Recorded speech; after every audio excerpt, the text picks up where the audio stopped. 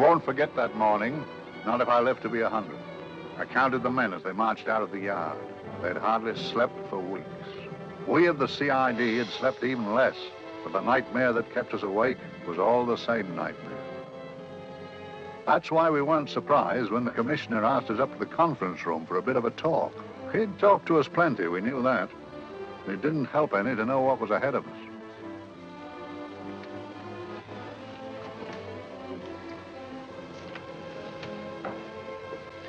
Must we have that window open, Gregson? Oh, shut it if you want to. Chief will be in enough of a temper without having a ruddy blast down the back of his neck.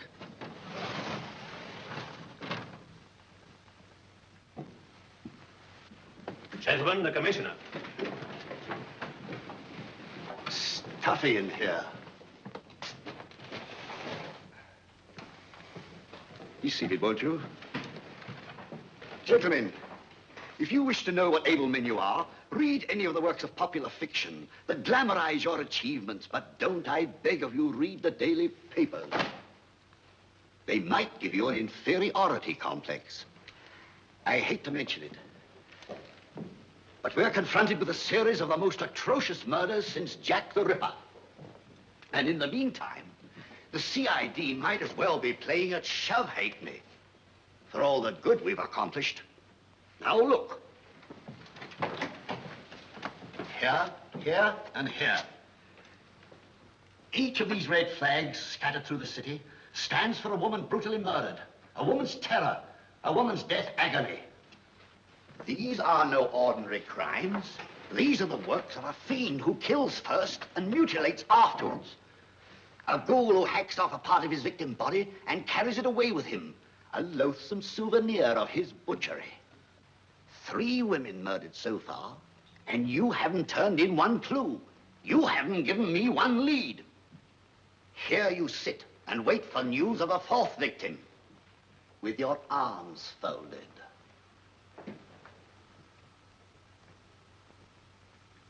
Well, we hadn't long to wait.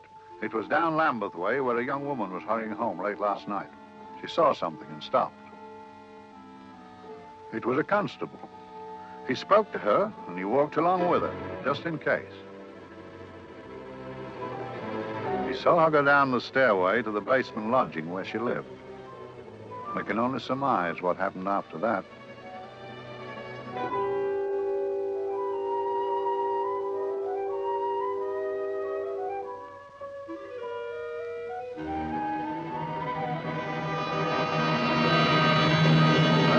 My pride in my pocket and went to see the man who'd so often helped out Inspector Lestrade and myself in the past, Mr. Sherlock Holmes.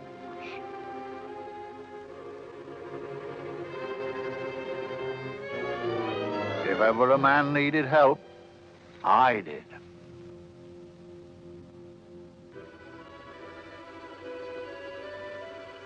This makes 4, Inspector. 4 defenseless women here in the heart of London.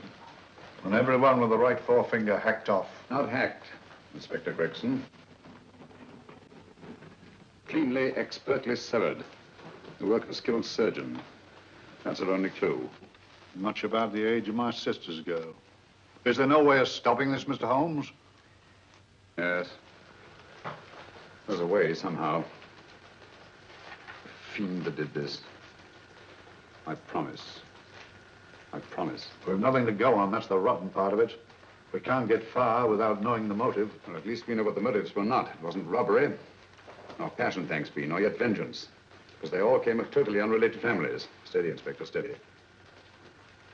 Sorry, Mr. Holmes. I don't turn a hair when it's a bloke who can look after himself.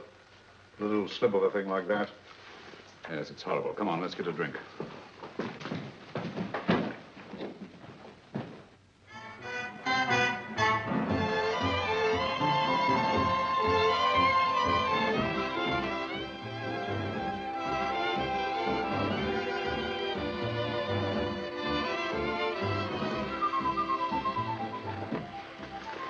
Mr. Holmes. Evening, Vincent. Whiskey and soda, please, and a double for my friend here, Inspector Gregson. Thank you, sir. Make mine Irish. Decent of you to give me a hand with this thing, Mr. Holmes. Always a pleasure to be of help to Scotland Yard, Inspector. Little out of my line, looking for a maniac who murders just for the fun of the thing. Perhaps just to get a human finger. In all 4 cases, the murderer risked capture by stopping to secure a finger. 104. Who knows? He's just a madman. Perhaps there's method in his madness. If we could just trace those missing fingers. If we could just drain the English Channel, we might find a penny. Huh? Oh, thank you.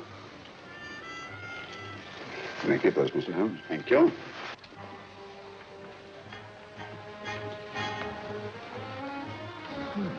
Sir George Fenwick, isn't it? Yes. Is that his daughter with him? Don't be so naive, Inspector. You know everyone, don't you, darling? Well, hardly. A week ago, I didn't know you. A week. How fast it's gone.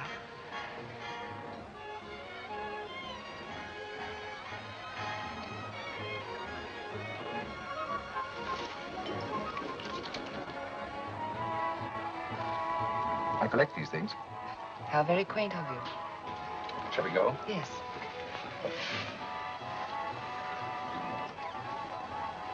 What are you looking at, Mr. Holmes? Looking at a very handsome woman. Not fond of the purple, but giving an excellent imitation. Would you like to come to my flat for a nightcap? Lovely idea. Yes, isn't it?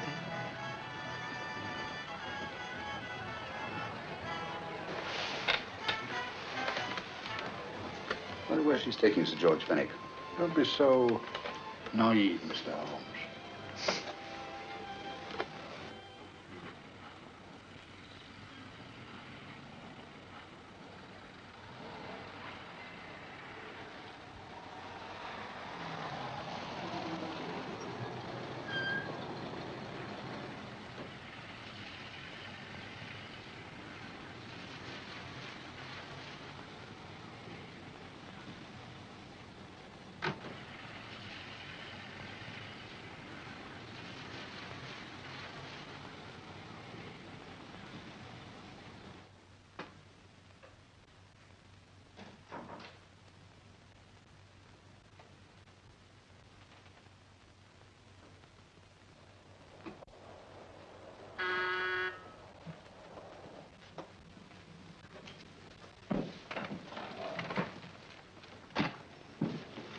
Good evening, Mum. Hello, Grandon. Any messages? No, Mum.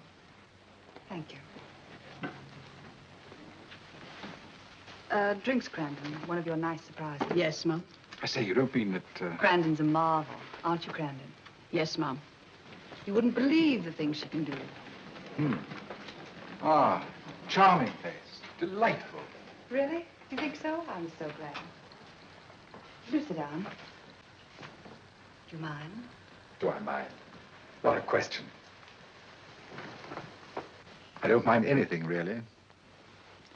Except not being with you. Now, you really don't want me to believe that, do you? Not too seriously. Good. We're both quite grown up, aren't we? Quite.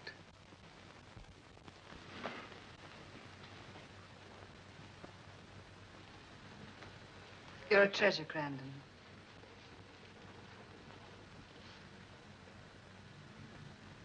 And lower the lights a little as you leave.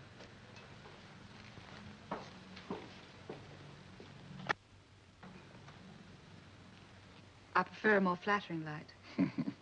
In any light, you'd be... Would I? And don't you know it? Perhaps I do.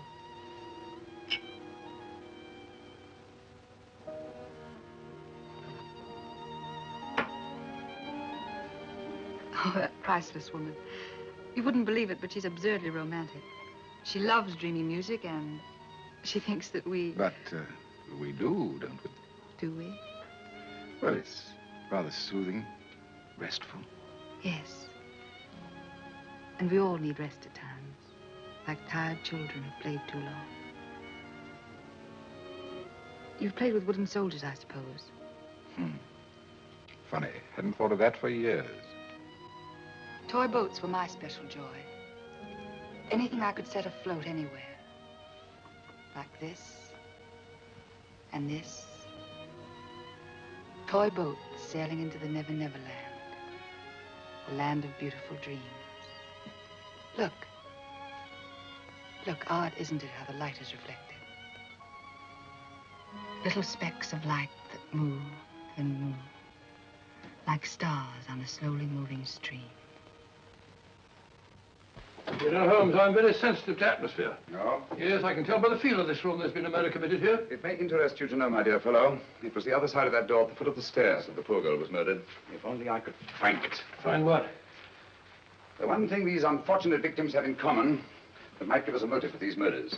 There must be something. Another Jack the Ripper, if you ask me, a homicidal maniac. No, Watson. In the case of Jack the Ripper, there was one thing in common. His victims were all from one walk of life, living in the same section of the city. In this case, the murderer chooses his victims from all walks of life and from different sections of the city. No, my dear fellow, this is not the work of a homicidal maniac. It's something infinitely more sinister. You give me the creeps. What on earth are you talking about? Watson, I'm convinced that these murders are only incidental to some larger and more diabolical scheme. That may be, but why the severed fingers? The answer to that question, my dear fellow, is our only hope of solving these mysteries. Dear sister, I am so happy. I had such a lovely holiday at Brighton with you and Alf. And I'm looking forward to being with you again. Poor little thing. Sort of raises a lump in your throat. I can picture her sitting here happily writing this letter. And a not bit realizing that she's shortly going to her death. Hello? Gregson. Oh, there you are, Mr. Holmes. I've been looking for you everywhere. What's happened? Murder in Edgware Road, not half an hour ago. Woman? Yes.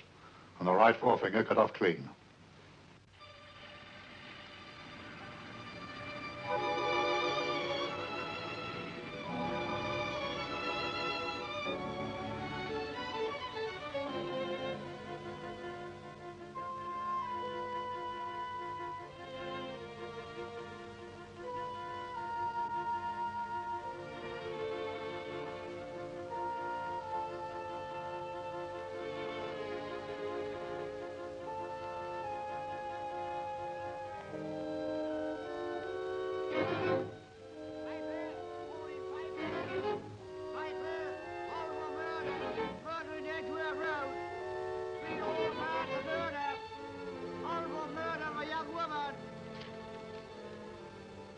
Papers! All for murder, papers, all about the murder. Morning papers, all about the murder, papers, all for murder. Another young woman found murdered, papers here. All for murder, papers, read all about it. Get your paper, murder in Edgware Road. Horrible finger murder. Shocking murder. Murder in Edgware Road. Horrible murder of a young woman. Read all about the murder.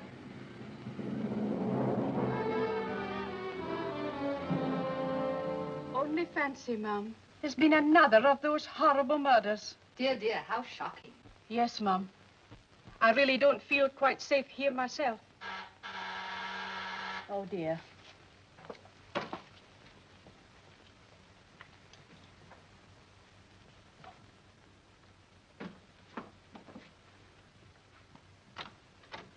Why, Sir George! I must see Miss Marlowe at once. I don't know if she... I must see her. Where is she?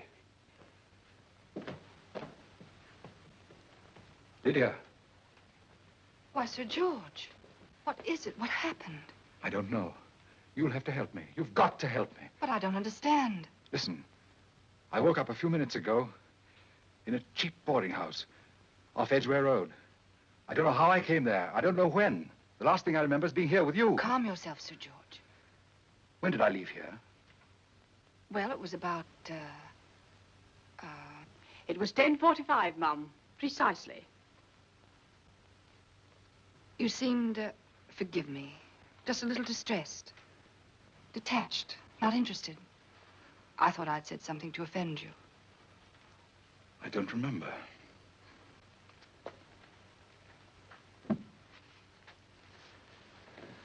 I can't remember. Tell me, has this happened to you before? Before? Well, there is such a thing as amnesia, you know. If it was 10:45 when I left you, it was 9 this morning when I woke. Over 10 hours lost. 10 hours that I can't account for. And in my pocket, when I woke, I found... Yeah, in my pocket. That isn't... Oh, it's not for you, of course. It can't be. Excuse me, Mum, but there's a man asking to see the gentleman. Send him away. Yes, Mum. No, please. I'll see him.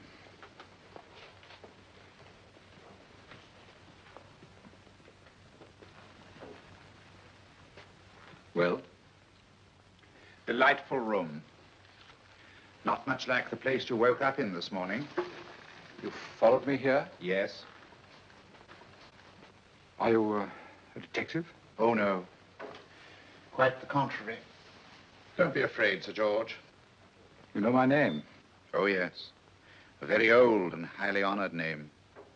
And being the bearer of such a name, and also a very wealthy man, I thought you might care to possess yourself of this trifle.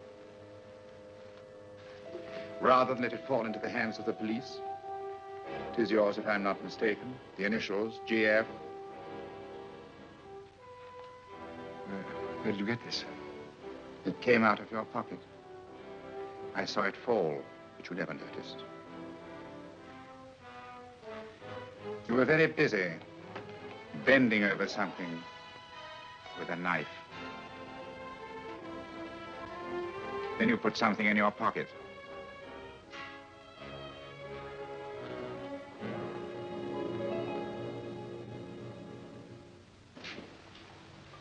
Come along, Holmes, come along, come along. How many more times must I tell you? You're missing a treat. This is delicious. Little jam tarts to follow. Aren't you tempted? You and your flesh pots. They tell me that fish is good for the brains. Brains haven't any. You realize that a whole day and a night have gone by since that bestial affair in Edgware Road? I'm as much in the dark as ever.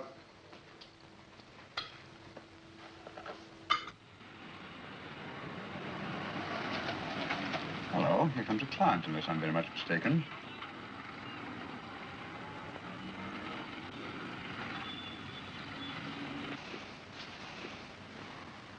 Oh, attractive. Very attractive.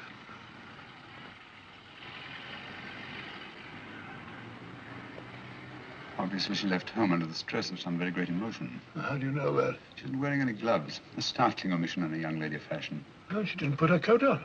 Open car, too.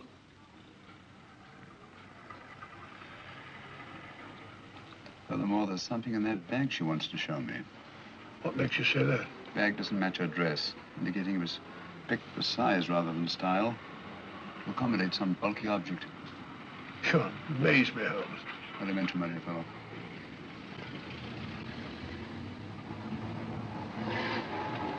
Well, that's interesting. What is?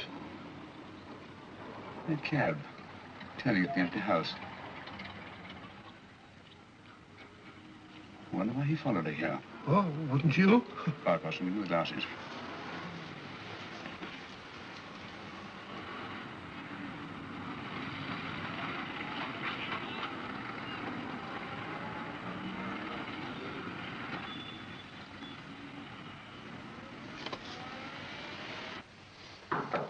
Well, we shall soon know. Yes, Mrs. Hudson? It's a young lady, sir. Most urgent. Ask her to come in.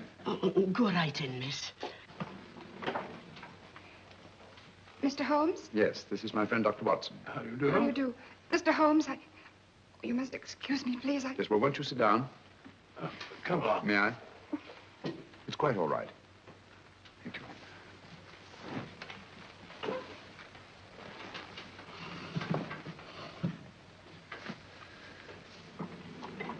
Now, try to control yourself, Miss Merrick. You're with friends. You know my name? No magic, I assure you. I've often seen your picture. You're the daughter of Sir George Merrick, aren't you? Yes. It's about my father that What about your father, Miss Fenwick? Oh, I don't know what to do. He's always been the nicest, dearest person. Only since Mother died.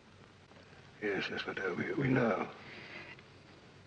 So I didn't think anything of it when he was away all night before last. But he didn't come home until yesterday at tea time. Didn't come in for dinner at all. Just paced up and down in the library hour after hour. I begged him to let me in, but he wouldn't. Steady, steady. Now take your time. I couldn't sleep a wink last night. Then I started hearing things. Hearing things? What sort of things? I heard someone in the garden underneath my window. Then I saw a figure moving down the garden path. And I recognized my father, stealing through his own garden like a thief.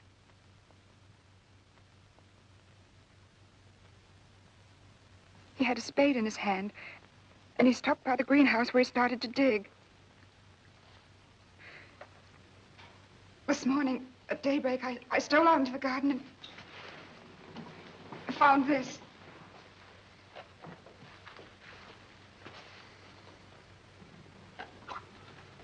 A finger.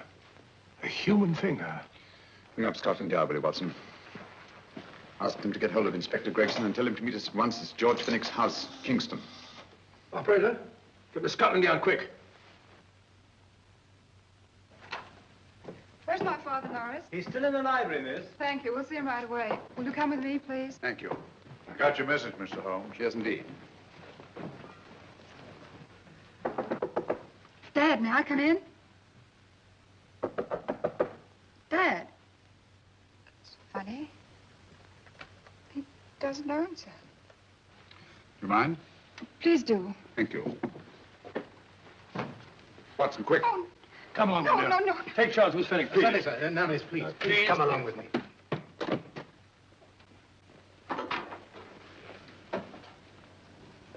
Dead? Yes. What do you make of it, Doctor? Shot in the back, between the second and third ribs. The bullet undoubtedly penetrated the heart. Look at the powder marks on his coat. I was afraid of this. What do you mean? Don't you remember the man in the cab who followed Miss Finnick to Baker Street? Well, you don't think he had anything to do with the I deal? think it's reasonable to assume that he tipped off someone that I'd been sent for. Sir George has obviously been murdered to keep him from telling me what he knew. What was the weapon used? Small caliber revolver, point blank range, by the look of the wound. The murderer came in through those French windows. The mud from the garden he brought in his boots. Sir George must have surprised the intruder. Passed the room to him here. What follows we can't tell. But from the location of the wound, I'd say that he turned his back for a moment, and as he turned, the muzzle of the revolver was placed between his ribs and one muffled shot fired. And you mean to say he kept on going, even after he was shot? There's no doubt about it. Look there. The trail of blood leads us back to the desk. Something Sir George was after. Something. I know. He was trying to summon help, poor chap. I don't think so, Watson. There's the bell pull by the fireplace. No, you'll notice from the trail of blood that Sir George made straight for this desk here. I wonder, there was something he was desperately anxious to get. Hello. His right hand's clenched. That's perfectly natural. Death agony. The left hand lies open. Why only one hand clenched in the death agony, Eddie? The right hand, the hand nearest the desk. Please note that. If Sir George took something off this desk, something so important that he spilled his last drop of blood to get it, I want to know what it is.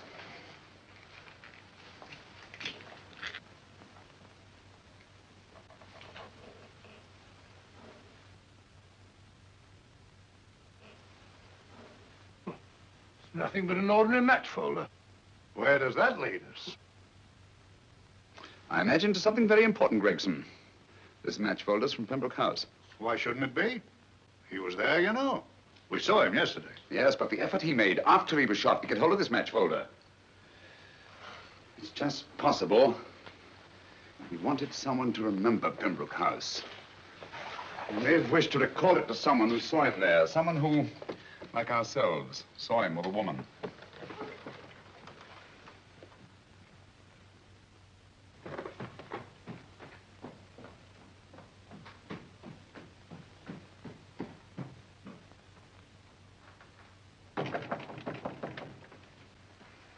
Come in.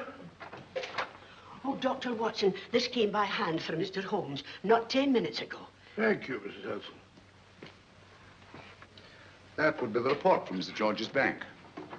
Report from Sir George. Oh, really? Don't you remember his daughter told us that he'd just closed his account? Had it looked into at once.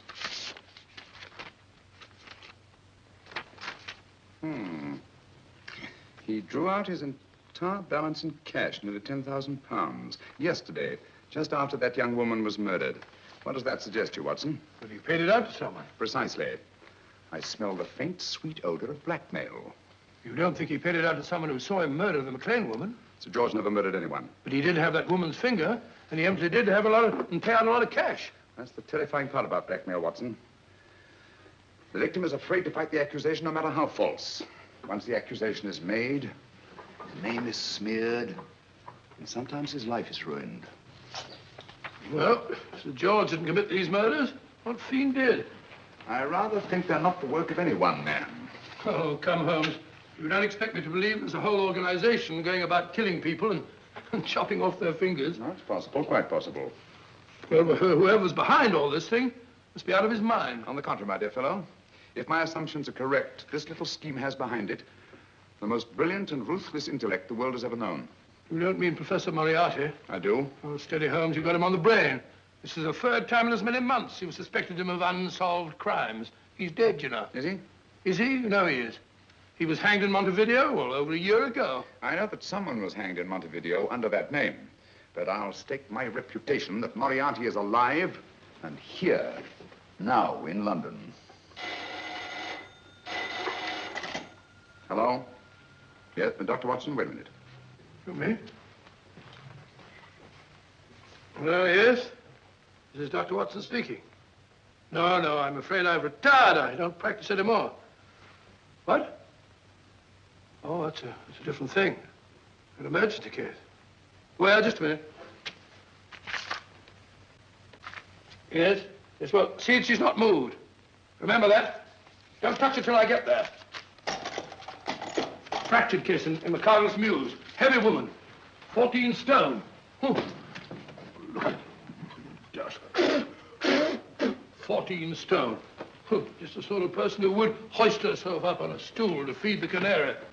There ought to be a law against fat people keeping little dicky birds. Well, so long, old man. I shan't be very long. Haven't used their bag since I brought little Amelia. What's her name in the world? She grew up to be a very unattractive child. Oh, who wouldn't with a name like Amelia? Oh, Amelia. Amelia.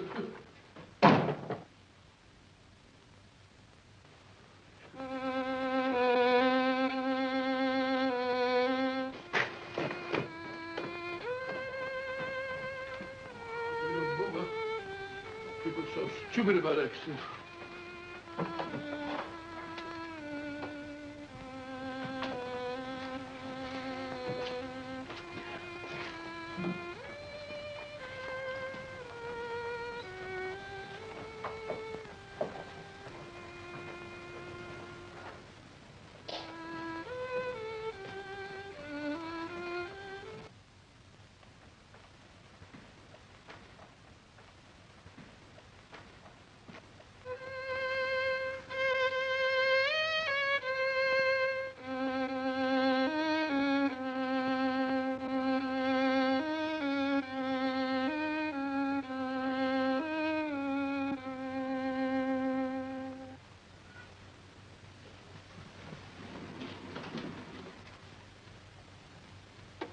Oh, Professor Moriarty. Not that I wish to appear inquisitive, but to what am I indebted for the pleasure of this visit? Scotland Yard will be interested. It's very convenient for me to have Scotland Yard think that I'm still dead in Montevideo. I never dreamed of fooling you. Thank you. The thought occurs to me, Mr. Holmes, that there are some advantages in living within the law.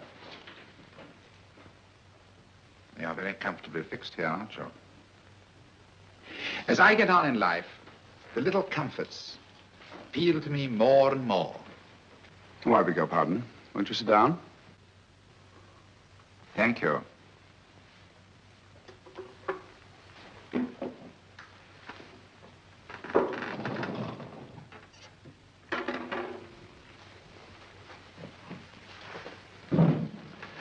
And now, Professor Moriarty, what can I do for you? Everything that I have to say to you has already crossed your mind. And my answer has no doubt crossed yours. Yes, final? What do you think? I shall not rest until you are hanged for the finger murders. You've no proof, you know. No, not a shred. But I have you.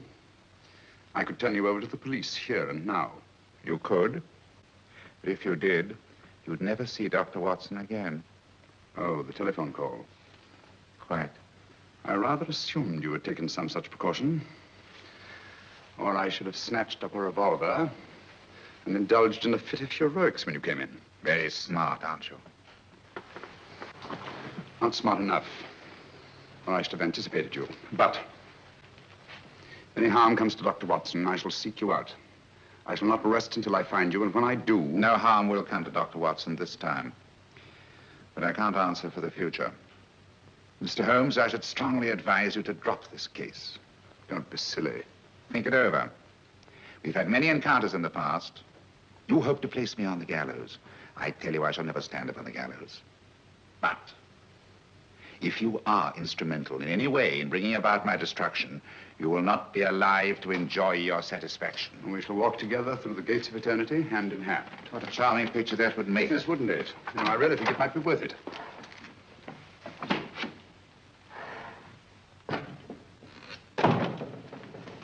Shoelaces, Governor? Tuppence a pair. And strong enough to hang yourself. How many more times must I tell you I don't want your filthy shoelaces or your company? Shoelaces, Governor? Blasted impertinence. Run along, my good man, or I'll give you in charge. Shoelaces, Governor? Shoelaces, Governor? Help a poor bloke. What's only got one arm? Any luck with Mr. Holmes? You can read his obituary in tomorrow's papers.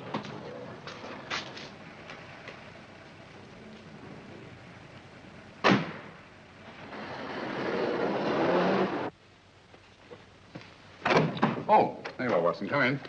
I was, just going out to look for you. Look for me, what for? Suppose you don't think I know my way about. Well, you're right, I don't. Blast all practical jokers anyhow. Know where I've been? On a wild goose chase. Exactly. There's no such number in McCardle's Muse. Some fool's idea of a joke. Did you see anyone? No, nobody especially. Only a whining old idiot selling bootlaces. Persistent beggar, wasn't he? Stuck to you like grim death. Huh? How do you know? And finally left you for someone who looked like better pickings. Someone, my dear Watson, was Professor Moriarty himself. What? Just called on me. Moriarty here and you let him go? But you must be out of your mind. Why? Well, he bluffed me into believing that he was holding a friend of mine as hostage. Friend of yours who? Oh, nobody very important, just a fat, lazy fellow. Medical man, I believe. Medical man? Do I know him? Yes, I think you do. A fellow by the name of Watson. Watson, never heard. Who, me? I'm afraid so, old fellow. Your street hawker's job was to do away with you in a certain contingency. And you let Moriarty go? Because of me? I had no choice. I can't afford to lose you, old fellow. Well, it's very decent of the old chap, I must say, but... I wish you'd nabbed him. We shall, never fear. I know the motive for the finger murders. All I have to find out now is the method used with the blackmail victims. Method? Yes. How does Moriarty get them to the scene of the crime? How does he plant those severed fingers on them? And how does he scare them into believing that they may have committed those atrocious murders themselves? Curious.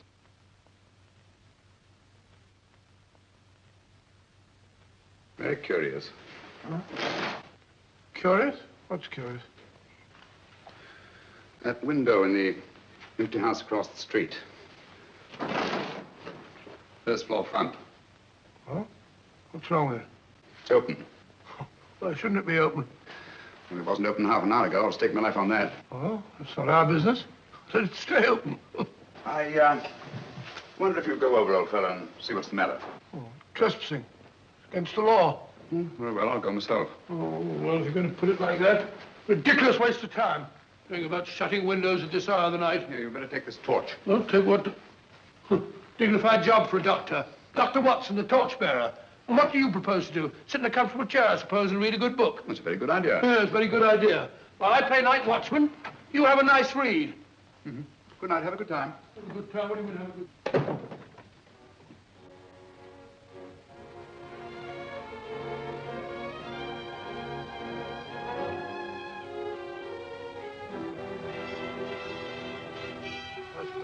I've done everything.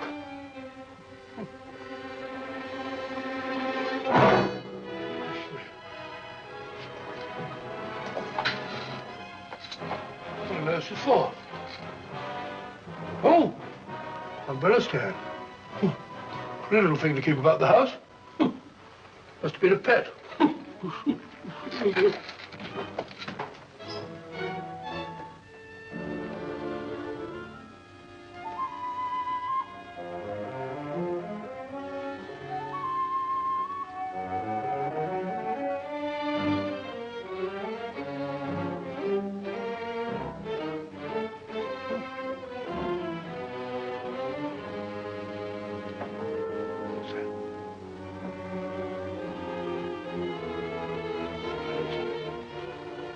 Right over. This was the door.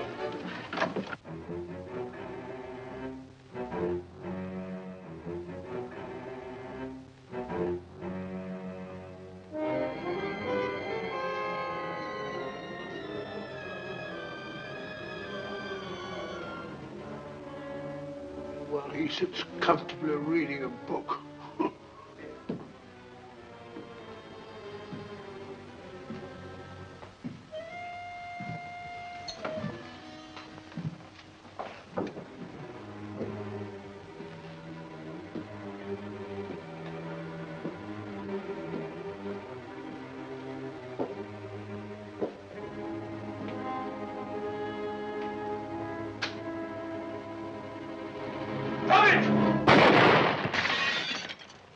He killed Holmes! He killed Sherlock! Watson. You? But I saw him shoot you a second ago. Not me, my dear fellow. Merely the bust of Julius Caesar. Incidentally, you may have noticed that all through the ages, prominent men have prominent noses. Oh, I'm afraid we're in for terrible trouble again with Mrs. Hudson. Windows smashed, plaster all over the floor. Get up, you. Corporal Williams, Middlesex Regiment. Discharged from the army as physically unfit. Papers seem in order. Now, Corporal Williams, you've seen service in the Far East, haven't you? The East. I thought so. Look at his complexion, Watson. Yellow as saffron. He's been taking antibrine. Cure for malaria. Sniper, aren't you? Sniper. Why did you try to kill me? I had to kill him. I had to. Oh, snap out of it. Stop it, Watson. He's shamming. No, he isn't. Who told you to kill me? She told me. She told you? She told me I couldn't miss. Well, luckily you did miss, you murderer. He isn't a murderer, Watson. Listen, Corporal Williams. She told you you had to do it, didn't she? I had to do it. I've got it, Watson, I've got it. Got what? The method used in the finger murders. Well, what is it? Hypnotism, my dear fellow, hypnotism. And it wasn't against his nature, that's the devilish part of it. They picked a man for their purpose whose job was sniping. Who are they? Professor Moriarty and his finger murderers. Williams spoke of a woman. I think you'll find that she asked him home tonight for a drink. Nice quiet rooms, soft lights, music. You've got it all pat, Mr. Holmes. What's the lady look like? Up 30, nice figure, blonde, lustrous eyes. Oh, really? Got a phone number? Oh, so? Williams will give us her address. Look after him, Gregson. Don't let anyone come near him. He's our key witness in the finger murders. Well, I hope you're guessing right, Mr. Holmes. Get up, Williams. Now, go with Inspector Gregson anywhere he tells you. Come on. Yeah. Ring me as soon as he comes to himself, will you? I will. Good night, gentlemen. Good night. Well, if you believe that fellow Williams was hypnotized, I suppose you think Sir George Fenwick was hypnotized, too. Yes, I'm quite sure of it. Have a cup of tea? Thanks, old boy. Nothing to eat. Well, why didn't these people make Sir George do the murder himself? Because they didn't want to get him hanged. They wanted to blackmail him. Well, who do you think the actual murderer is? One of Moriarty's gang. A diabolically simple technique. Kill a woman. Yes, but why cut off the fingers? My dear fellow, don't you understand? The severed finger is what links the blackmail victim to the murder. He wakes, finds the grisly thing in his pocket. He doesn't know how it got there. He's no idea that he's been hypnotized. For all he knows, he may have committed the atrocious crime during some dreadful lapse of sanity. In that state, when he's utterly demoralized, the blackmailers take over. Is that it? Undoubtedly. You see, they swear that they saw him commit the murder. And being human, the victim will pay anything rather than stand trial on a charge that will make his very name loathsome. Oh, it all fits in if you believe in hypnotism. The only possible explanation.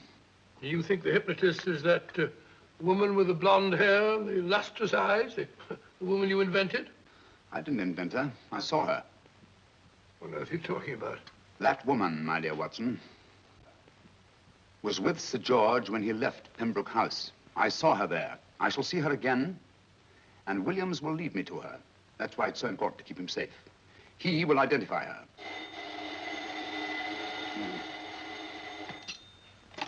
Hello? Yes? Inspector Gregson? What? Well, get every constable in the district. Yes, I'll be over at once. What's happened, Holmes? Williams is missing. Great Scott! Come on.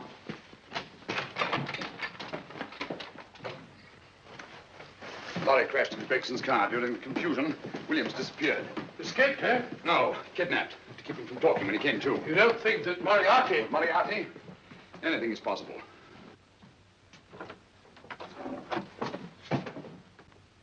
Williams! Dead. You see, anything is possible.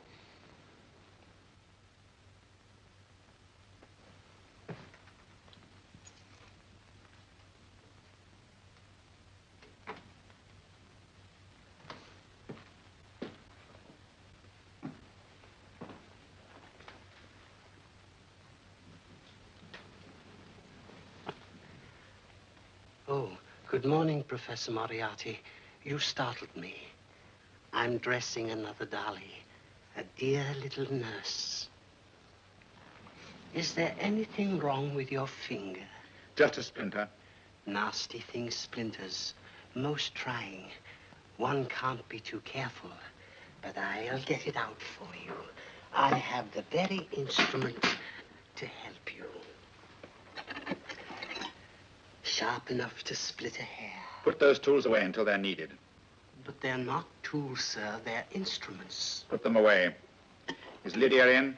Yes. But really, you should let me. Get dressed. Holmes and Watson just left Baker Street for the Mesmer Club.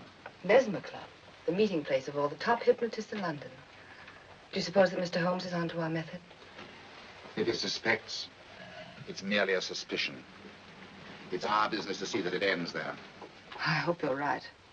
Williams passed away before he could talk, remember? What do you want me to do? Go to the Mesmer Club, meet Holmes, and induce him to come back here. Isn't that a bit dangerous? Every meeting with Sherlock Holmes is potentially dangerous. However, you say he didn't see your face at Pembroke House. And how would you suggest I get Mr. Holmes to accompany me here? Kidnap him? Oh, no. Holmes has one weakness, his insatiable curiosity. If you can arouse that, you can lead him anywhere. It's up to you to take advantage of any opportunity that may arise. This way, please, gentlemen. I'll tell Dr. Onslow that you're here. Thank you. So this is the Mesmer Club. If you ask me, hypnotism is a lot of mumbo-jumbo. Oh, come now, Watson. As a medical man, you must admit that hypnotism has its place in modern science. That may be, but 90% of hypnotists are crooks of the worst kind. Nothing more than a lot of charlatans exploiting weak-willed morons. Ah, Dr. Onslow, I believe. Happy to meet you, Mr. Holmes. Your brother Mycroft suggested I might be of help to you. He's a valued member of our little group of charlatans and crooks. Oh, beg your pardon, sir. I didn't know you were listening. Behind the curtain. My friend, Dr. Watson. Oh, delighted. How do you know? I wonder now. You see, we're in the midst of a little experimental session at this very moment. If you'd care to join us. Oh, certainly, That'd be certainly. very instructive. Oh, well, will you follow me? Thank you. In treating his patients. But today, the therapeutic value of hypnotism, as we now call it, is conceded by innumerable physicians. Especially is it of value in surgical cases where the administration of local or of general anesthetic is inadvisable. Inadvisable poppycock. Oh, sorry. For the sake of latecomers, I may say that I have placed this subject under profound hypnosis. In this condition, he can feel no pain, even under applications which normally would be excruciating. Excruciating. You excuse me, please. Carter, you are having a peaceful sleep. You feel nothing.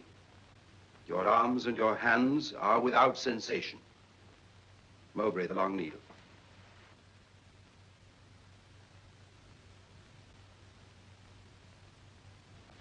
Carter, give me your right hand.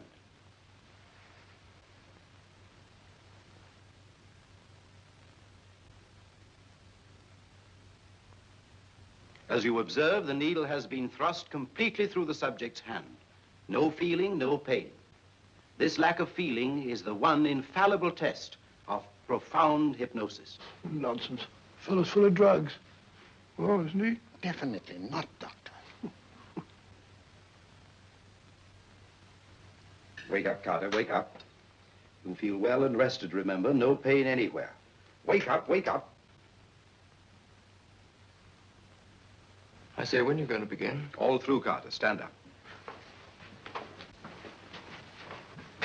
This way, sir. And, are these all the people that come here? Oh, no. Others keep dropping in all the time. I suppose it's all right for those who believe in it, but of course, I'm a professional man myself. Then you don't believe in hypnotism, Dr. Watson? Oh, I don't deny that there are certain types of hysterical, feeble-minded people who go around if you point your finger at them. But anyone with an ounce of character... How right you are. You see right through our little artifices, don't you, Doctor? Right through, my dear sir. Right through. Quite so. But with the feeble-minded, as you say... excuse us, Mr. Holmes. Certainly. Step over here, won't you? Certainly, sir. Anything to oblige. Let me show you how easily we charlatans take advantage of them. Now, sit down, Doctor. Now, we set a thing like this in motion. It's wonderful, the attraction on the feeble-minded, of course. The continuous motion, if they just let themselves follow it. Of course, you could stare at it till doomsday, Dr. Watson, with no effect at all. Still, it might make you a little drowsy, like the white ribbon of road at night when you're driving. The rhythm is smooth, unbroken, and the road goes on and on, round and round. Always the same, winding and winding. And you're drowsy, you're tired. Let the road come into you, as it were. The long road, the smooth road, the road to sleep. Sleep.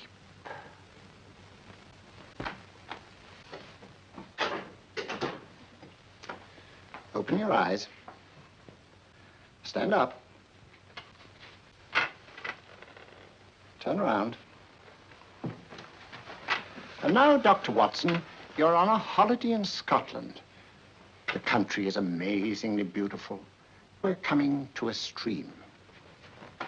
It isn't deep. Better take your shoes and socks off.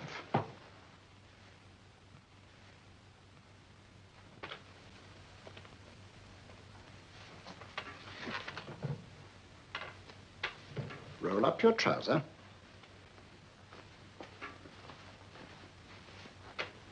That'll do. The other leg is waterproof. Turn around. Mind the pedals.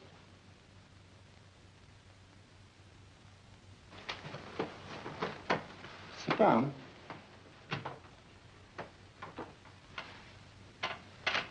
Wake up now.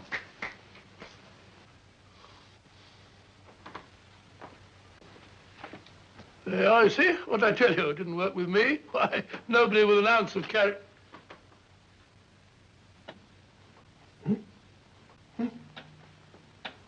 I think you'll need these.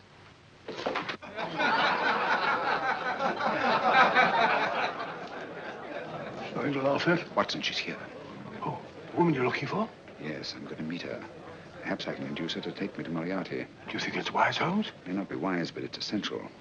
After all, I've held me on with Moriarty in the past. But isn't it dangerous? She might be a hypnotist. If my will isn't stronger than hers, I deserve to be hypnotized. I feel I must protest, Dr. Onslow. I was told this was a gathering of serious students of a great science, and I find myself in a company of buffoons. Oh, my dear madam. Elliott's and Esdale Braid. Were those men martyrs for the truth? That you may laugh over your childish, cruel tricks? I must say I'm in complete agreement with you, madam. This was most unnecessary performance, Dr. Onslow. Beg your pardon, sir. My name is Holmes, Sherlock Holmes. At your service, madam. Thank you, Mr. Holmes. I'm afraid I've created a rather embarrassing situation. But you see, I'm interested in the serious study of hypnotism. So am I, too. Perhaps we have something in common, Mr. Holmes. Perhaps we have. Would you join me for a cocktail at Pembroke House? I should be delighted. Good.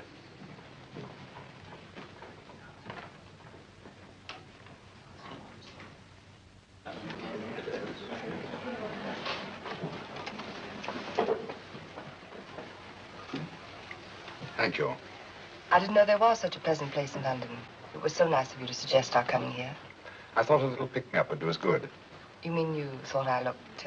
I like the way you look. Thank you. I suppose I did lose my head a little at the Mesmer Club. But you see, hypnotism is almost a religion with me. I know so well what it can do to help and heal. And I can't bear to see it used for trivial purposes. I know very little about it. That's why I went to the Mesmer Club. You see, I'm rather puzzled just now with the case that I'm working on. How fascinating. Tell me about it. It's the murder of Sir George Fenwick. Fenwick? Who's he? Quite a well-known figure. Odd now I come to think of it. Last time I saw Sir George was here at Pembroke House. Strange. Yes, isn't it? He was sitting, I believe he was sitting at this very table. Cigarette? Thanks. Do go on. There was a charming lady with him. He was lighting a cigarette.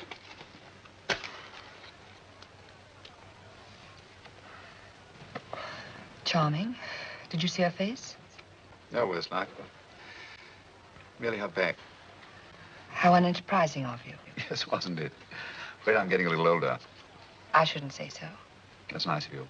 Still, the first time in my life, I've got hold of a case that's beyond me. I'm actually losing sleep over it. You know, Mr. Holmes, I believe I could help you. Really? I should be very grateful. You're amused. Oh, merely skeptical. How would you go about it? I've used hypnotism more than once in healing. Not for profit. I'm not a professional. But I do think I could help you. If you'd care to... I can't think of a pleasanter experience.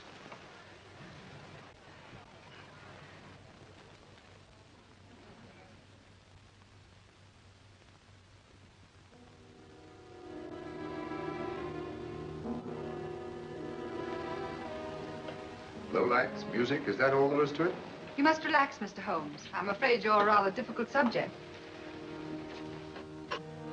So I thought perhaps a little help. Materia medica might be advisable. Drugs? No, I'd rather not, if you don't mind. As a matter of fact, I'd rather not myself. But Schrenk-Notzing, he practiced in Munich, you know. Believed it the best means for difficult subjects. Do you mind?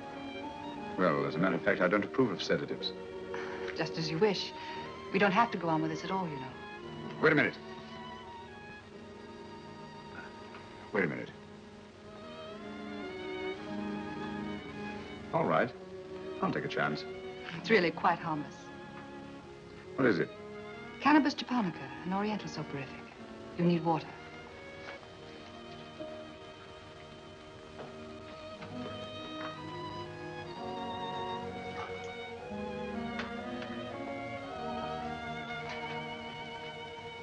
Thank you. Now sit down, Mr. Holmes. You feel yourself growing drowsy. Don't fight it. Give in to it. Because you do want to sleep, you know. Just fix your eyes on this one white flower floating on the water. Empty your mind of every other thought. Follow the motion of the water. So smooth, not a ripple. Waters of forgetfulness. Steady, deep, strong.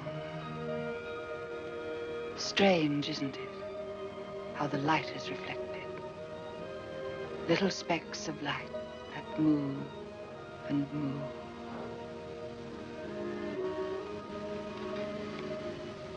It's restful here. It's peaceful. It's friendly. And you're very close to finding what you're looking for. You'll find them soon now. The guilty ones. When you're rested, gentle waters closing over you. Steady, deep, strong. Drawing you down, down, down.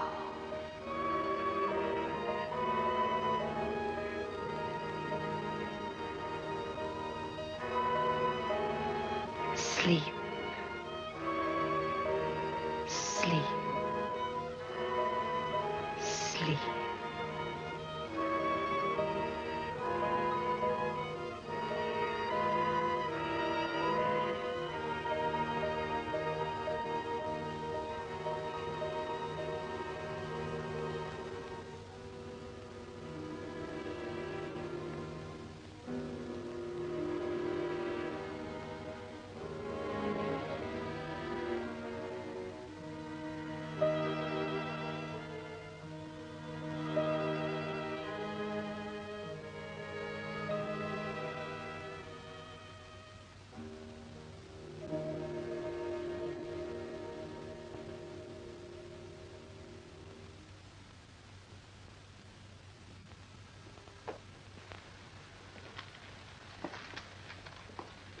Here he is, Professor Moriarty.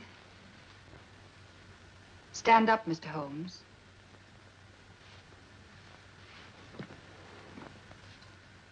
Open your eyes.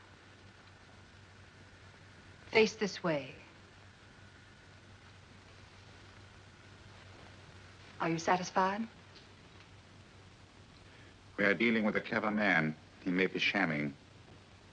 There's just one infallible test for profound hypnosis. You ready, Dr. Simnel?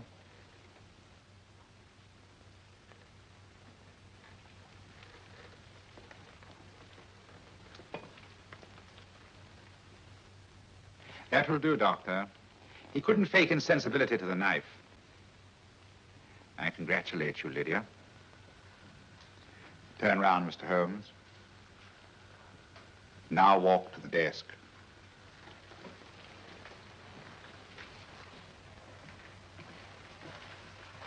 Sit down. Take that pen and write what I tell you to write. I have at last found a case which I cannot solve.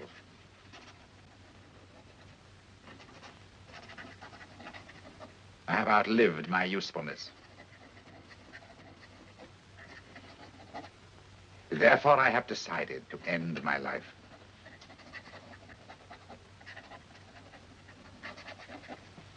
Sign your name. Now blot it.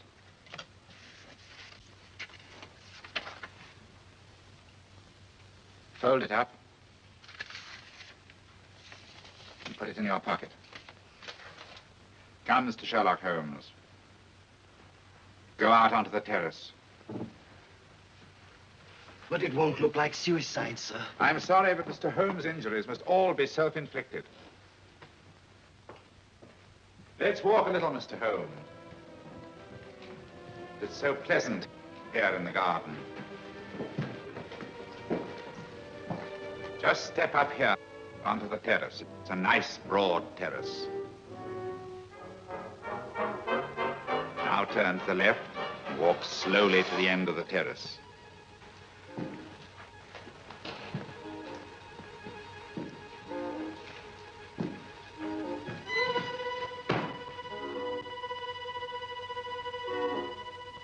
Don't stop. You must walk to the end, you know. The end leads to an open doorway. You can pass through it in perfect safety. In the room beyond the doorway, you'll find what you've been looking for. Must you drag this on? This is the moment I've been anticipating for a long time, my dear. Go on, Mr. Holmes.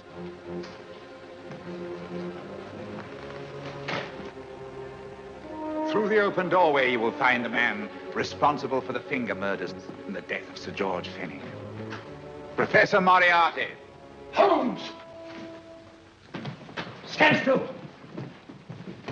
What a beautiful view, Watson. I'm quite enjoying it. No, you're not. You're hypnotized. You're under a spell. Stand still. Don't move. Steady, Holmes. Steady does it. Stand perfectly still where you are. Nonsense, Watson. You don't know what you're doing. Of course I know what I'm doing. You mean you're not hypnotized? Certainly not. Then get off the wall, you idiot. Oh, look out! Holmes! What were you doing up there? Holding the fort until you arrived. What kept you? Oh, I ran into a spot of trouble on my way to Scotland Yard. I was arrested for exceeding the speed limit. Your luck seems to hold, Mr. Holmes. Well, I'd hardly call it luck, Professor. You see, I substituted a drug of my own for the one that this dear lady pressed on me. You are clever, aren't you? A drug that, although it leaves the subject conscious, renders him quite insensitive to pain. That accounted for my lack of reaction to Dr. Simnel's knife. Well, Gregson, quite an impressive haul. Even Inspector Lestrade himself couldn't have done any better. Thanks, Mr. Holmes. Take him away. All right, put her in the van. I was right, Mr. Holmes. You are a difficult subject. Thank you. And now, Professor, our score is settled. Au revoir until I see you on the gallows. The rope has not been made that'll go around my neck. Come on.